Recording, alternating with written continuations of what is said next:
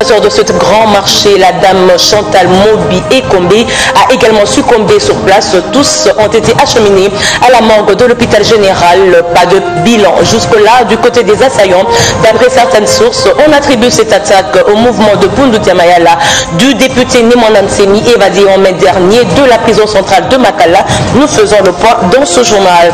Et puis, autre titre ce soir, la version de Lambert Mende Omalanga, porte-parole du gouvernement congolais, au sujet de la découverte de nouvelles fausses communes. Revoyons à la baisse le nombre par rapport aux chiffres et avancés par le Bureau conjoint des Nations Unies aux droits de l'homme est loin de convaincre la notabilité de l'espace Grand Kasaï. Pour le député Barthélémy Tshongo, le gouvernement est pour quelque chose dans cette URI à Diboko et à Soumbula. Il demande à la communauté internationale d'associer les élus du coin dans ces enquêtes afin qu'ils apportent eux aussi leur version des faits. Vous l'entendrez dans ce journal. Voilà tout pour les titres. Tout d'abord, cette nouvelle mise en place dans les entreprises du portefeuille de l'État. Le président de la République, Joseph Kabila, a signé jeudi dans la soirée 10 ordonnances présidentielles portant nomination des mandataires publics de 10 entreprises étatiques. C'est le cas de l'OGFREM où Passion Saïba Tamboué a remplacé Anatole Kikwa à la direction générale et Olivier Monzala Moutala succède à India Omari au poste de directeur général adjoint. Clément Moubiaï Kachama est nommé directeur général à la Régie des eaux et à la SNEL. Jean Bosco occupe désormais le poste de directeur général en remplacement d'Éric Mbalam et à la société et à la SCTP ex-Onatram. Daniel Moukoko Samba est nommé directeur général. Je vous l'annoncer au sommaire de cette édition. Forte tension à Kinshasa, plus précisément au marché central ce vendredi en début d'après-midi. Selon des témoins, des hommes en tenue civile et munis des bandeaux rouges autour de la tête ont attaqué le bureau du marché central. L'administrateur de ce marché, Madame Chantal Mobi Ekombe, a été tué sur place et 4 policiers abattus. On ignore pour l'instant le bilan du côté des assaillants. Notez que le calme est revenu après un grand mouvement de panique observé après cette attaque au grand marché central. Mais déjà, plusieurs témoins qui ont assisté à la scène parlent des hommes de Bundu Diamayala de Némanda Nsemi qui seraient à l'origine de cet assaut. Les explications avec Patrick Kitoko et Freddy Noël Chiyoyo. Suivez. Il est 13h, le marché central est pris de panique. Un mouvement insurrectionnel crée la tension dans tous les sens. Ce sont de jeunes gens avec bandeaux rouges au front, selon le témoignage de personnes qui étaient sur place. Le bilan est macabre. On signale la mort de madame l'administrateur du marché central et de quelques éléments de la police. L'œuvre serait signée des adeptes de Némanda Nsemi qui s'était évadé dernièrement de la prison centrale de Makala pour une destination inconnue.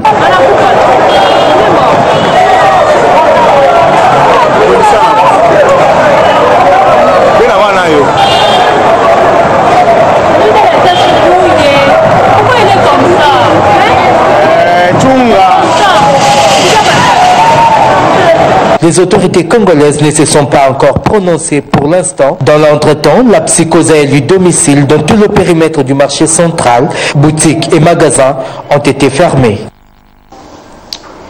Et puis tout autre chose à présent, le gouvernement congolais est responsable de toutes les fausses communes découvertes par les experts des Nations Unies dans le Grand Kasaï, précisément à Diboko et à Soumbula.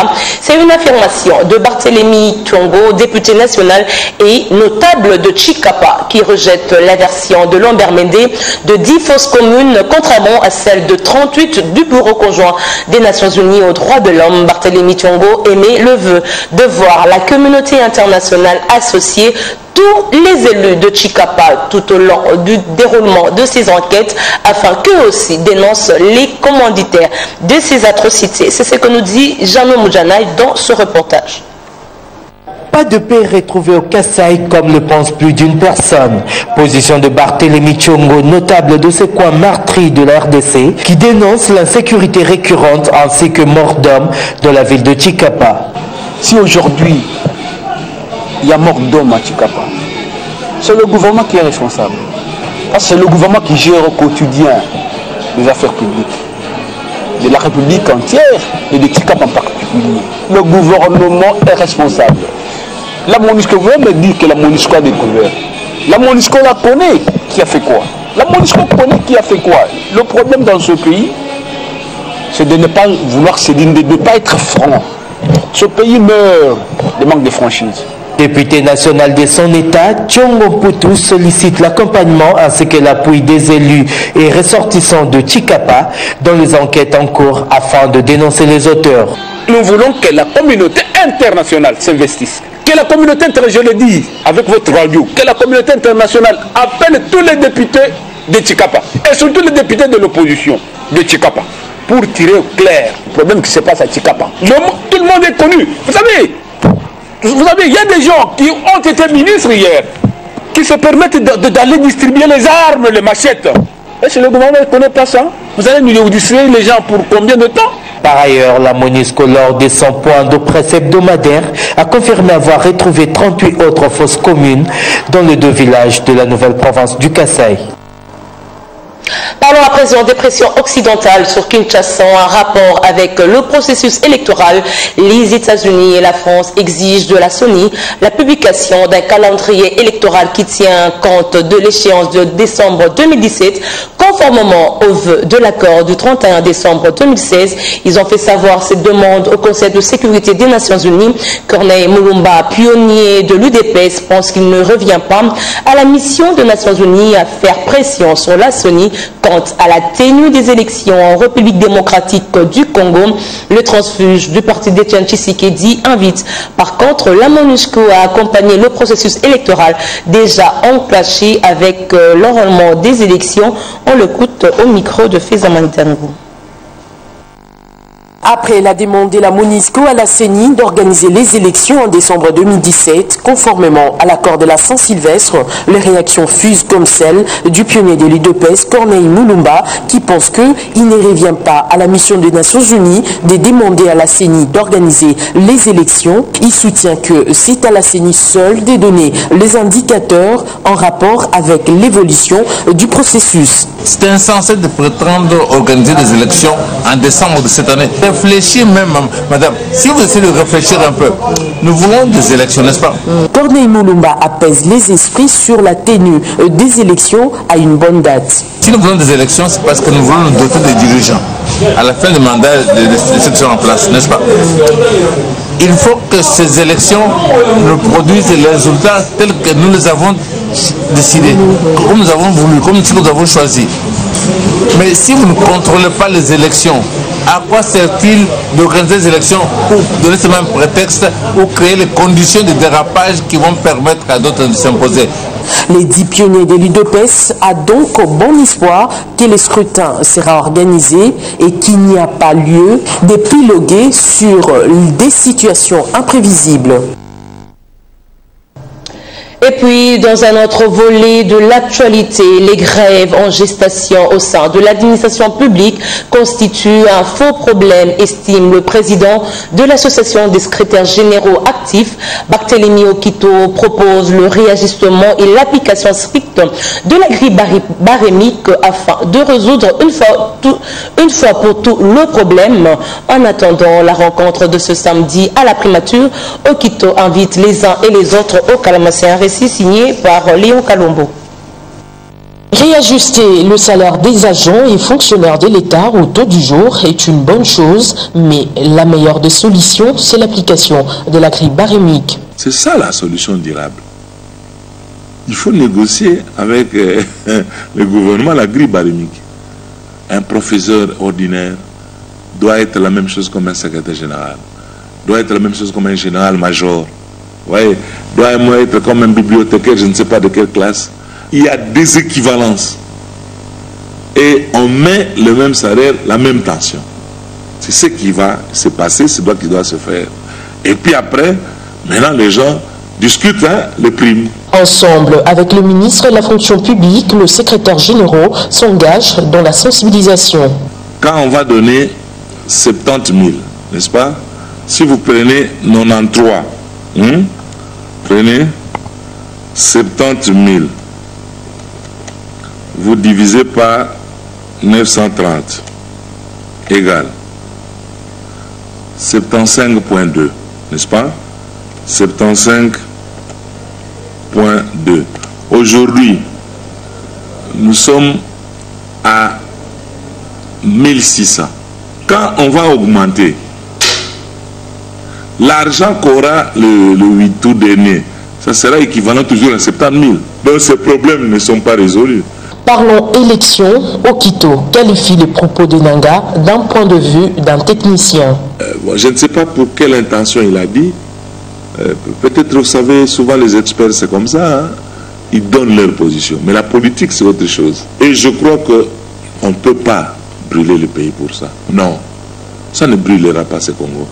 L'initiative du Premier ministre Bruno Tshibala-Nzenze de rencontrer les différentes délégations est salvatrice, a-t-il conclu. Et puis la dynamique des regroupements socio-professionnels monte au créneau. Elle déplore les conditions sociales du fonctionnaire congolais. Elle propose une série de recommandations au gouvernement en vue d'éventuels changements, surtout en ce qui concerne l'application du taux de change de 1425 francs congolais, le dollar, dit la paix de ce mois de juillet. Au cas contraire, la dynamique des regroupements socio-professionnels envisage des actions de grande envergure dans les tout prochains jours. Jean-Louis Vitsa et Trésor Mwamba ont signé ce reportage. La dynamique du regroupement socio-professionnel exhorte ses membres qui se comptent parmi les fonctionnaires et agents de l'État, les travailleurs des secteurs interprofessionnels, privés et informels, les vendeurs de marché, les transporteurs publics et privés, les cultivateurs et paysans de se mobiliser afin d'exiger et ou de réaliser notamment ce qui suit. La paye des fonctionnaires agents de l'État auto-budgétisés de 1425 francs congolais de dollars à partir de ce mois de juillet 2017, bien que dépassés par les cours des événements. Et l'ouverture sans délai des négociations pour l'amélioration du barème des salaires des agents et fonctionnaires de l'État. À défaut, la dynamique des regroupements socio-professionnels invite ses membres à se solidariser avec l'ensemble des fonctionnaires et agents de l'État ayant décidé de se prendre en charge à dater de ce lundi 17 juillet si aucun réajustement n'est opéré à partir de la paye de juillet 2017. La prise sans délai des mesures urgentes pour débarrasser les populations, notamment celles vivant à Kinshasa, des immondices qui polluent la ville, source de maladies qui déciment des familles entières dépourvues des ressources nécessaires pour prendre en charge les soins de santé. Faute de cela, avant la fin de ce mois de juillet 2017, la dynamique du regroupement socio-professionnel, elle invitera les Guinois à placer le gouvernement devant ses responsabilités. Tout à fait autre chose, l'Afrique se mobilise dans la lutte contre la chenille légionnaire d'automne. Un atelier international a réuni 58 experts venus de différents pays d'Afrique sous l'égide de la FAO. Des stratégies ont été mises en œuvre pour faire face à ce fléau qui menace les cultures africaines. Les explications d'Adeline Makpolo, Irène Makindou et Dego Katambwe. Le Fonds africain pour le développement de la jeunesse est le fruit de plusieurs années de lobbying et de sacrifices. Le cadre de récupération et d'encadrement pour l'épanouissement intégral des jeunes se dit satisfait de sa mise sur pied et émet le vœu que cela ne reste pas lettre morte. Nous espérons très bien qu'au niveau opérationnel, ces fonds sera disponibilisés soit au niveau du ministère de la Jeunesse ou soit au niveau des structures qui ont la jeunesse dans leurs attributions. Notre souhait, effectivement, que ça ne reste pas au niveau de la promesse ou au niveau de la décision, ou soit même si les fonds-là existent, que ça ne reste pas, que sa gestion ne soit pas opaque. Nous, on veut justement voir les retombées de ces fonds-là, même si ça ne nous profite pas à nous directement comme organisation des jeunes à la base, mais que nous voyons justement que ces fonds-là existent disponibilisés dans les gouvernements respectifs avec une orientation dans les structures. Cette organisation des jeunes à la base milite tant soit peu pour un encadrement des jeunes. PEJ a toujours eu des projets spécifiques et orientés vers les différentes catégories des jeunes et selon les thématiques, selon les besoins, selon les opportunités.